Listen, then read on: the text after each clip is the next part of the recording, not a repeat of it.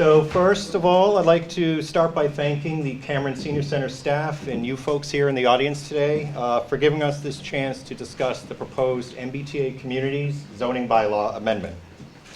So town meeting is just about 1 month away now, and so we appreciate this opportunity to better inform voters. So we're just going to provide a brief overview of the requirement, our deadline for compliance, and what happens if we don't comply, what we've done so far, where the proposed zoning district is, and some of the potential impacts. And then lastly, we're going to leave lots of time for your questions, because we expect a lot of them. So first, we want to begin with what is an MBTA community. I know a lot of you, if we had asked you 2 years ago, you'd say, we're not an MBTA community. So an MBTA community is one of the 177 Massachusetts communities that either have MBTA service within their communities, or if you are a town that is next to a town that has MBTA commuter service. So in our case, we are an MBTA adjacent community because the towns of Acton and Littleton have commuter rail service. So that makes us an MBTA community, and we're subject to this requirement. So what are these requirements? So as part of the 2021 Economic Development Bill, a new Section 3A was added to the state's Zoning Act, which is Chapter 40A of Massachusetts General Law. And pursuant to this new section, our zoning must create the potential for a minimum of 24 multifamily dwelling units. Minimum. A minimum of 924. So the other things is that this zoning must be allowed as of right, meaning that the permit granting authority, they cannot have discretion to deny it. So you can't require a special permit, can't require a variance, any discretionary waiver, or any process like that whatsoever. We can impose a 10% affordability requirement, specifically that 10% of the units could be restricted to persons earning 80% of the area median income or less. We cannot require any age restrictions. It must include land that is practical to develop, and it must be suitable for families with children. The district must be an absolute minimum of 50 acres, half of which must be contiguous to itself. So one thing we want to call out, that there is absolutely no requirement that any of these potential units be built. So none of them have to be built. But we'd be lying to you, of course, if we have this zoning that allows for it. Of course, there's going to be development of multifamily housing. Our deadline to comply with this mandate is the end of this calendar year, December 31st, 2024. So what happens if we do not comply with this requirement? So first, we will be cut off from grants from the Community One Stop program. And if you've been following some of the news, there's other communities who passed their deadline for compliance. And in fact, the town of Milton, a grant that was provided to them, they rescinded that grant. We would simply be ineligible for pursuing grants going forward. However, our deadline is not until the end of this year. Westford would be subject to civil enforcement action, and we would be ineligible for certain types of grants or other funding. We would be in conflict with state and federal housing laws, and we would be avoiding other grant opportunities where the state has some discretion in allowing that. The Attorney General has clarified quite clearly that merely not taking grants and not complying with the bylaw, the law requirement, it's not an option. You cannot say, fine, we'll give up grant opportunities as long as we don't have to comply. They made it crystal clear. You must comply. It is the law.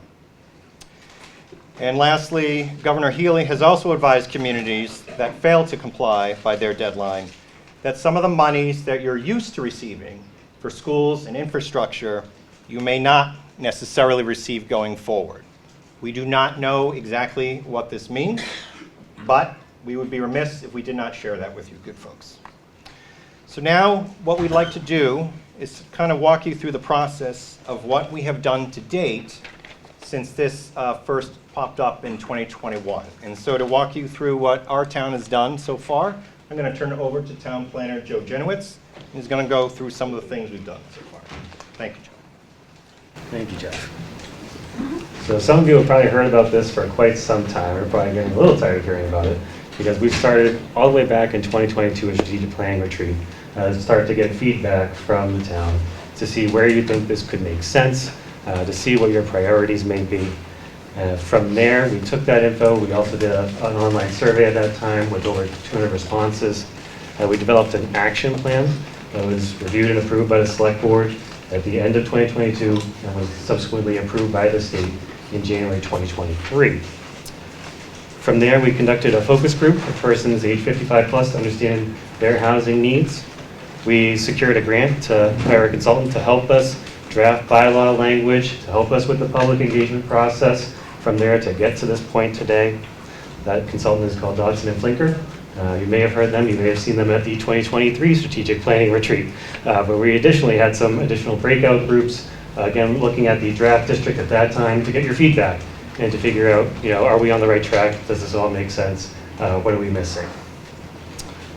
We developed an advisory group made up of a number of board and committee members from other boards and committees to come together to give their different perspectives.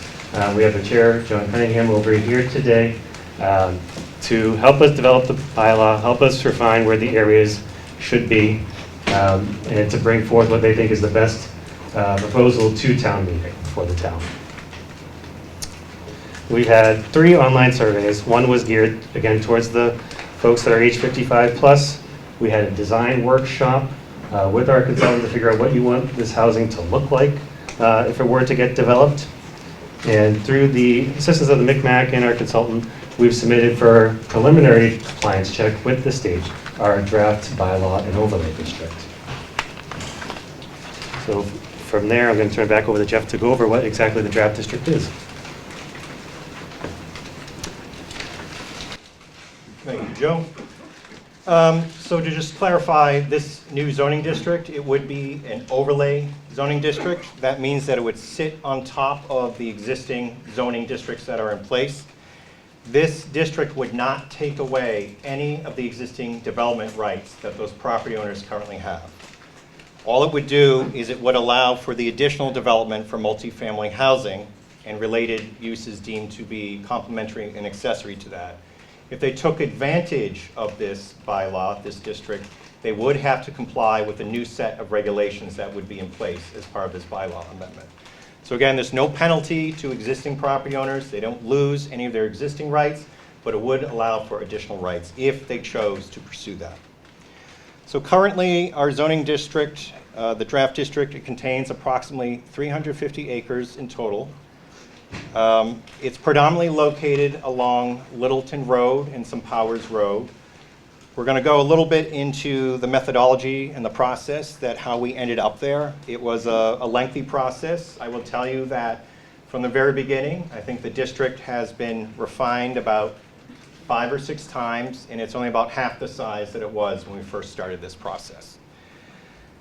The state's compliance model, as we're talking about, they use this mathematical model to estimate the unit capacity for each of the zoning districts. And what we will tell you is that this modeling, it's not very realistic, it's not very accurate, and the state uses the same model for every single of these 177 communities, whether they have municipal sewer or not.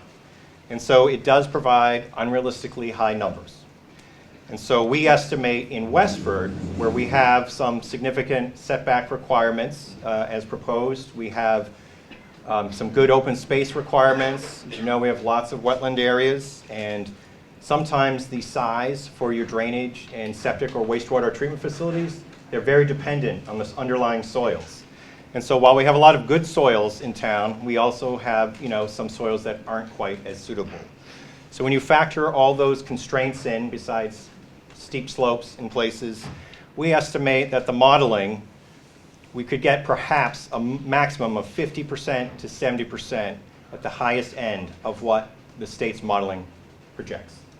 So in this case, we have approximately 350 acres in the draft district. We think the state's modeling is probably approximately around 5,000 units. Yes, that is a very high, scary number. We understand and appreciate that. We think realistically, if every single lot in the draft district got developed entirely as only multifamily housing and as the most dense type of housing with no commercial component whatsoever, you would look at an absolute maximum range of perhaps 2,500 to 3,500 units, which is still a very high number, of course, but it's also still not realistic. That doesn't take into account any other constraints between the marketability, what would happen if you suddenly have these additional dwelling units. There will be natural constraints and limitations just based on the fair market. What I'd also say is that that worst case scenario is extremely unlikely. And I'd also put forth that in the event that you do have a hugely unanticipated development that far exceeds what may be projected here, there is always the possibility to amend the zoning bylaw to further refine the district area. But what I will tell you is the planning board, the advisory committee, the planning staff, and with a lot of public input, the area is sized larger than what would be required to satisfy the minimum mandate. But the reason the committee and the board ended up with this proposal is they honestly believe that it is in the best interest of this community. So, how were some of these areas that are in the draft district selected? So first, we looked at the existing and planned infrastructure improvements. We did not want to propose development in these areas where there wouldn't be the infrastructure to support it. We looked at things where municipal water availability. We also looked at access to highway, where there was public transportation available, the Lowell Regional Transit Authority. And we also looked, given the mandate, proximity to the MBTA service in the adjoining communities. We also looked at opportunities to provide more customer base near where there are existing or future businesses. We also looked to create and promote walkable opportunities. So those are some of the things that we looked at, in addition to there may be some properties right now that are either underutilized, could create some positive redevelopment opportunities that isn't really financially feasible under our current zoning bylaw amendment. So those are just some of the things that the board wrestled with throughout this process. We also looked a great deal at some of the existing office space. That was a very big consideration for us. And actually, before I go forward, I would like to have Joe chime in on some of the different trends that we're seeing for commercial office space and businesses.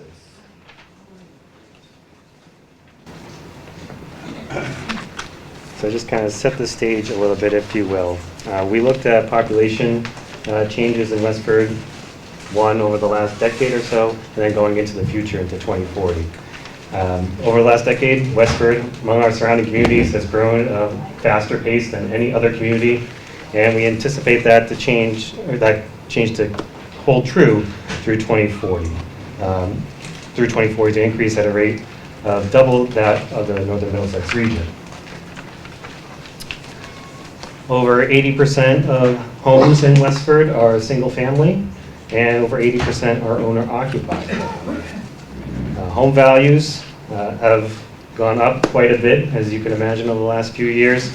As of in the last 5 years, Westford surpassed Dunstable and now has the highest median income value for all houses in the region. Look at, again, some population data. Adults aged 45 to 64 make up over a third of the population in town, so we do have an aging community. Older adults are looking to have the ability to age in place if they can, but a lot of their current housing doesn't necessarily meet their needs or ability to do so. We also struggle with a number of young adults looking to move into Westford that simply just can't afford the high cost of housing as it's happened over the last few years. Look at our changes in retail sales. A lot more sales are happening online, an increase over, well, in between 8 to 10%, depending on what data you look at, over the last 10 years, which means our brick and mortar sales have gone down similarly. And the return to office since in the post-pandemic world just hasn't happened at the rate that some people were hoping for. Over 30% of Americans end up working from home at least a third of the day, That is what the data is showing as of July 2023. So that's just a little bit of background for you. And we can go into some of the specific areas if you'd like. Yeah, why don't we, I think that'd be good. So when you start to look at the draft district in a little more detail, we have a portion of the Neshoba Valley ski area. They have been very public with their interest to kind of look towards the future. Being able to run just a ski resort is getting increasingly more costly with climate change, the ability to have snow out there. So they're looking to become a year-round destination, if you will, and to have a housing component that would support commercial recreation over there. They want to expand their commercial recreation opportunities to be a more year-round destination. So they still want to maintain that commercial component, but have a housing component as well to be able to support their business. And that would be more of a short-term option for housing development versus some of the other areas in the district that are more middle or long-term. Then we're in the Robbins Road, Powers Road area. Some folks call it Tech Park West. This was pretty favorably reviewed throughout the process. There's a lot of vacant parking lots over here that could have a lot higher, better use for the town, accomplish some sustainability and stormwater goals that the town has. To see some redevelopment happen over here. We have a number of larger multifamily housing buildings over here already with the Bell Apartments. And for perspective of what Jeff was talking about in terms of the type of density you could see, these are, kind of high density developments over here where there's really no commercial amenity space within that site. They come out to about 10 units per acre, where the state is saying you're required to have 15 units per acre. Even a development like that's not getting built at that kind of density.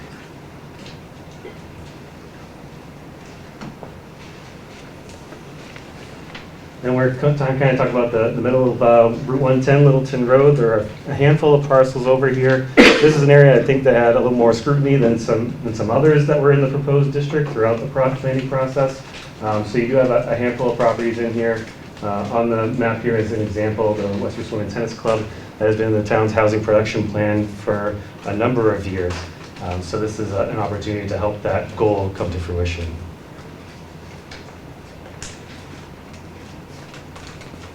And lastly, Tech Park East.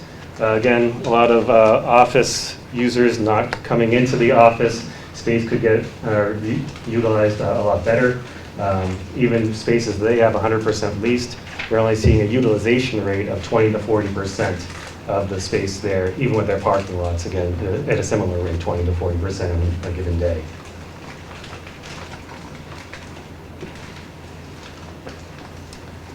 And from there, I'll turn it back over to Jeff to talk about more details about the draft bylaw itself.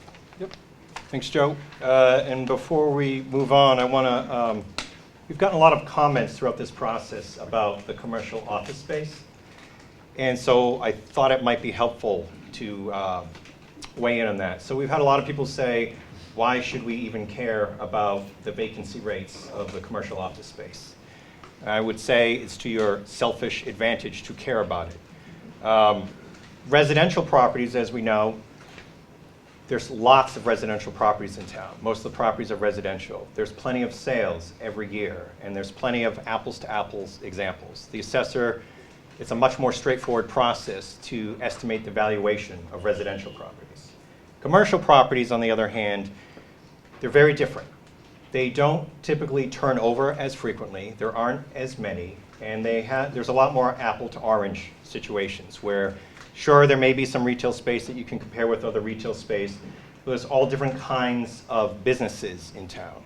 And so it's not as easy to come up with an accurate estimation for commercial property valuations.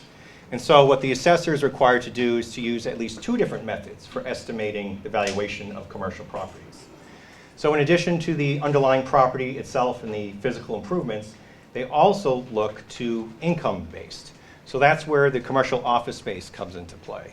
So if a property owner has a large building, they may have multiple tenants, and so part of the valuation is determined by looking at the rental income coming into those properties. So if you have either prolonged vacancies or if they're not fetching as good a rental rate as they used to, over time that can translate into either a devaluation of that property or as the property appreciates, it won't go up as much. And what does that do? It, in effect, transfers more of the tax burden onto the residents, right? You know that your homes have gone up in value a lot, particularly over the last decade, right? Commercial properties have gone up in value too, but at a much slower rate. So you factor all those things in, and I would respectfully suggest it's to your advantage to try to have these commercial properties be as successful and vital as they can be, because that would help with the shifting of the burden onto the residents. So, and there's other industries such as the hotel industries. We've had double-digit, near 20% vacancy rates for over a prolonged period of time. And prior to COVID, a lot of them relied heavily on the adjacency of the high-tech industry that we have here in town. But of course, they've been changing how they do business. There's a lot fewer people coming in physically to town to do their meetings and such. So much more is remote these days. And so some of the existing hotels have probably struggled harder than others to try to adapt to the changing times. And so that is another reason why there's at least one hotel that's included in the draft overlay district. And then, where was I at now, Joe? The overview of the draft bylaw. So one of the things we tried to do in our approach is we're trying to look at a lot of challenges that is facing our community now. And we're trying to use this mandate as a way to try to chip away at and partially address some of these problems. It would have been so much easier for us to simply take the mandate, carve out the smallest area for the least amount of potential units to check the mandates box, and to take the sample zoning offered by the state. We don't think that's in the best interest of Westford. We see this as an opportunity to help improve a lot of things. We know that we don't have enough housing inventory. We know that we do need more housing in town. But we especially feel that the 55-plus section of our population is being underserved. We're not giving enough opportunities for folks to downsize where they want to downsize, where they can have space that better matches their actual needs, where they can be social when they want to be social, and where they can have smaller spaces that might have less tax burden going forward. We also, as Joe mentioned, we don't have enough opportunities for, say, the young people or people starting out in life to find housing here in town. And so this amendment, it can't solve all those problems, but by taking the approach that we have, we are trying to incentivize a lot of opportunities in our purpose section, things that our survey results have said that are important to people in this community. We're looking at not just affordable housing, but workforce housing. And so we mentioned earlier that the affordable housing is at 80% of the area median income or less. Most of the people that responded to our survey, and by the way, thank you very much, anyone who took those surveys. There were 3 of them. We appreciate your patience. But most of the people who took those surveys would not actually qualify for the affordable housing. So if we're trying to help the people who took the surveys and say they want to try to find a way to stay in town, many more of them would qualify for workforce housing, which is between the 80% of the area median income and 120% of the area median income. So we're trying to weave the concept of leverage and flexibility into the draft bylaw. We're trying to give the planning board, who is suggested to be the permit granting authority, the leverage between the setbacks, the affordability requirement, minimum of 10%. Let them have the opportunity to waive or reduce some of those requirements in exchange for providing either amenities or services or things that the community says is important to them at that time. And those priorities may change over time. So, and we don't know what the future is going to bring. But we think the proposal, which is available on our website, you're all welcome to view it. We think it gives the town real opportunity. And for each of these sites, we know some of them, there are some short-term opportunities. Some of these sites provide one-time unique opportunities, whether providing a vital connection between trail opportunities, or maybe they have great location for walkable opportunities right now, or maybe we know they will down the road. So these are things that the permit granting authority, that is where they could have discretion. We are allowing, as of right, as we're required to do, multifamily housing to come in as of right. But we do get to have the opportunity to say, hey, if you're going to provide this amenity or service or type of housing like age-restricted housing or smaller housing units that would have more tax favorable implications for those tenants in the future, we can work with you and negotiate something that is fair to both sides and is good for the town. So that is what we're trying to do in spirit here, is if we didn't go to all this length, and we now have 45 pages of the draft bylaw, you would likely get basically the apartment style buildings, all for rent, lacking mostly amenities, and we wouldn't see enough of the age restricted housing, or at least housing that lends itself well to our aging population. We want the amenities. We want to have some commercial uses mixed in with the multifamily housing. It makes sense. It could cut down on vehicle trips. It's an amenity to the people living there, and it provides for a better tax base. So, which will, let's see, we'll jump to that after. So the draft bylaw, we have a very significant portion up front that talks about the purpose in the intent section. And we're trying to put into those things all the things that we think our community would want to see. And we give the planning board the ability to waive or reduce those requirements if they can tie it to those items listed in that lengthy purpose section. And we give the board the discretion to do that. So one of the things that we did do is built into this is generous setbacks to Powers Road, Littleton Road, and Concord Road. So there is right now a 75-foot essentially setback to those streets. We are suggesting a 10% affordability requirement, but again, we are allowed to do that under the state's guidance, but we're providing the opportunity to waive or reduce that on a case-by-case basis for what might make sense for the planning board. We do allow some density and design bonuses through special considerations. So for instance, if an applicant was willing to provide a portion of their project to be, say, age restricted, that's a lower density development, which is what the people who took our survey said they want. They want lower density, some age restricted. You can't get something for nothing, right? Because the person who's selling that property, they know that the as of right under the bylaw, it would yield a certain number of units. So this flexibility is a way to make it financially viable to still try to get some of those features that we cannot require, but that our community is telling us that they want. So that was very, very important to us. And then we're also providing a pre-application or conceptual plan process where they can go to the planning board. It's a public meeting where everyone can attend and voice their opinion. It's before an applicant gets too committed to a particular layout, before they do all the expensive design and engineering, which makes it less likely that they want to have changes, right? Because that's cost in the design, is to have those conversations very early on before they actually get to the public hearing process, where the board and the applicant and the public can weigh in and say, hey, for this particular project in this location, what about this? This makes sense to us. And maybe have that built in to the whole mix before they do all their expensive design work, where they're more and more committed to whatever they started out of the gate with. So that is high level what we're looking at. And we have to talk about some of the potential impacts, okay?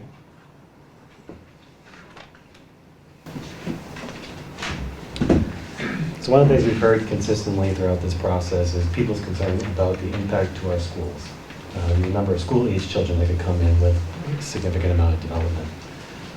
Looking at numbers over the last 10, 12 years or so, as the population of Westford has gone up, the number of school-age children has in fact gone down by approximately 580 students since 2010.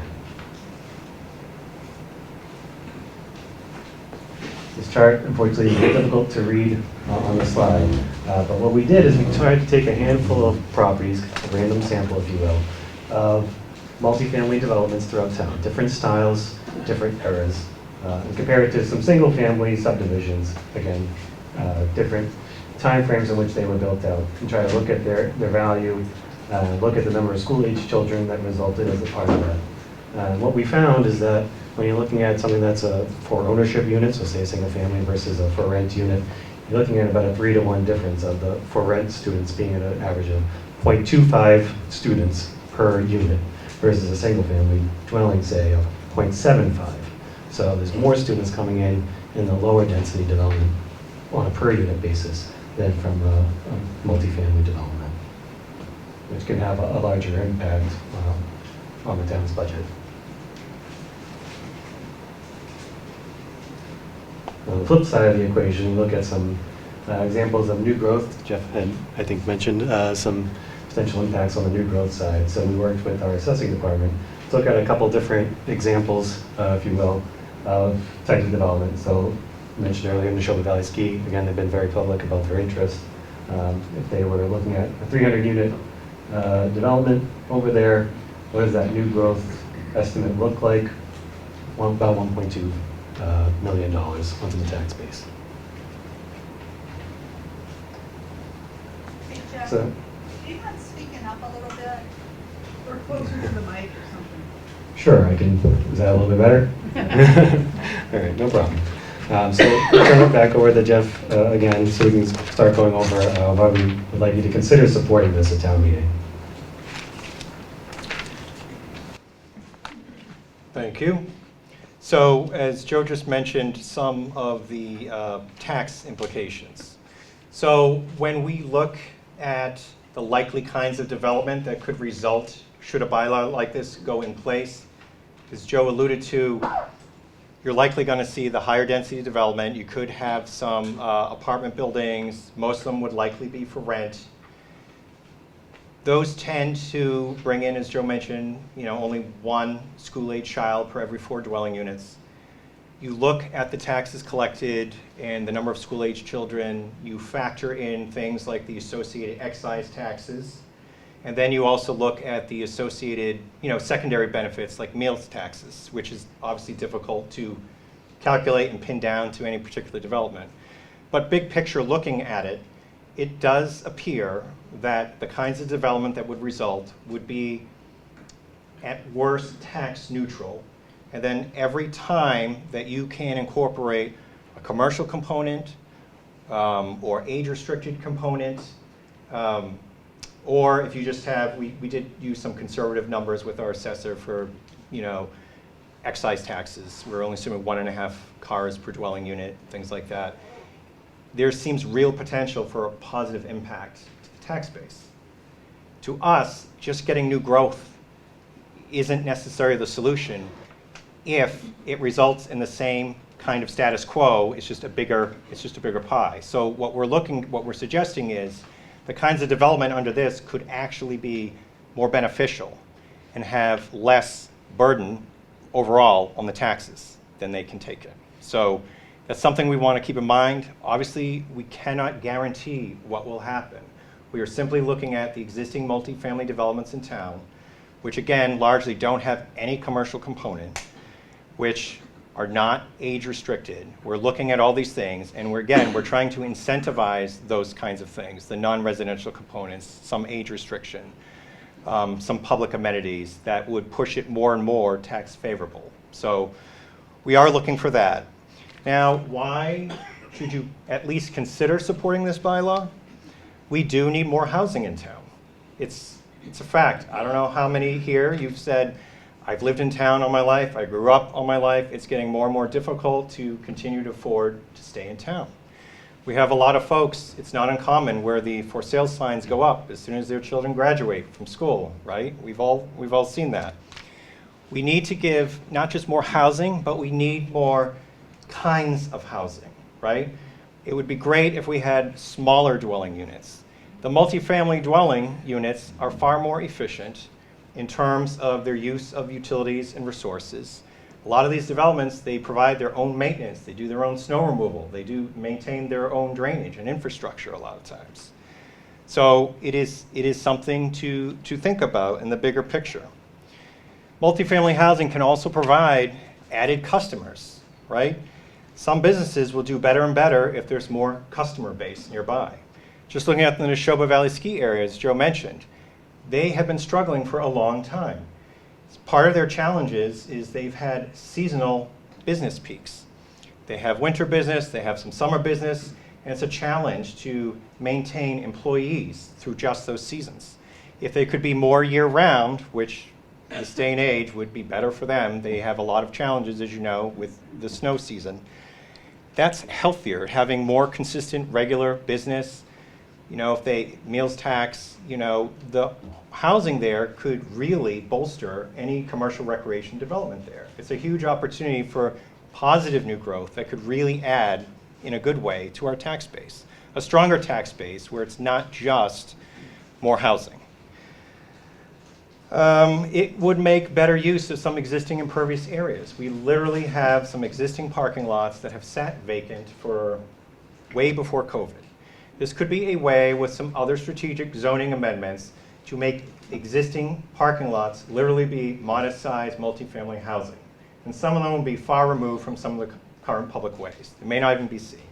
Obviously, there are always things like associated traffic and things like that. Those things, I mentioned the planning board would not have discretion to deny, but things like drainage and traffic, those are things that are fair game for the planning board to consider with benefit of proper peer review. So those things can be mitigated, and they are fair to put onto the applicant. We think this proposal could improve the tax base, and more importantly, especially given this audience, we need to do better for creating more inventory and opportunities for our population that is age 55 plus, that is going to double again and continue to double. There's going to be a greater segment of our population going forward that is going to be aged 65 plus, and a greater percentage of our population is going to be on fixed incomes. They're going to probably have more and more difficulty trying to keep up with taxes. So we think it's especially important to try to work with something like this to get more opportunities for people to downsize, have more modest space that allows for single level living, is easier to maintain, and less of a tax burden for them going forward. So as you can see, we're being pretty greedy here, trying to chip away at a lot of problems that we see in town, and we're trying to use this mandate as an opportunity to make some progress on that. And that is why the district right now is sized above and beyond what is required to check the minimum for the mandate. So why are we going bigger? Because more area equals more opportunity. That's the short answer. And so we are now happy to try to answer any of your questions.